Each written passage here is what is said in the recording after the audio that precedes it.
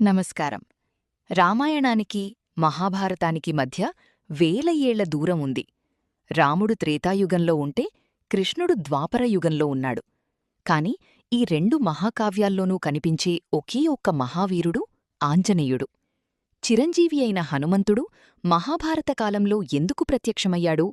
ఆయన రాక వెనుక ఉన్న గంభీరమైన ఉద్దేశ్యమేంటో ఇప్పుడు తెలుసుకుందాం.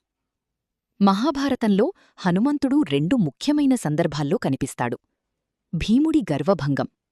వాయుపుత్రుడైన భీముడికి తన బలం మీద గర్వం పెరిగినప్పుడు హనుమంతుడు ఒక ముసలి వానరంలా దారికి అడ్డంగా పడుకుని భీముడికి వినయం నేర్పాడు. వరుసకు అన్న అయిన హనుమంతుడు యుద్ధానికి ముందే భీముడిని మానసికంగా సిద్ధంచేశాడు.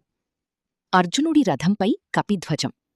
అర్జునుడి రథంపై ఉన్న జెండాలో హనుమంతుడు సూక్ష్మరూపంలో కొలువైయున్నాడు. భీష్మ, ద్రోణ, కర్ణుల వంటి మహావీరుల అస్త్రాల నుండి అర్జునుడి రథం కాలిపోకుండా తన శక్తినంతా ధారపోసి కాపాడాడు.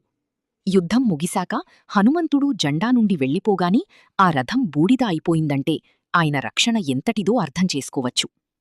హనుమంతుడు ఎక్కడ రామనామముంటుందో అక్కడ ఉంటాడు. కృష్ణుడు సాక్షాత్తూ రాముడి అవతారమే కాబట్టి ధర్మయుద్ధంలో తన వంతు సాయం అందించడానికి ఆయన వచ్చారు.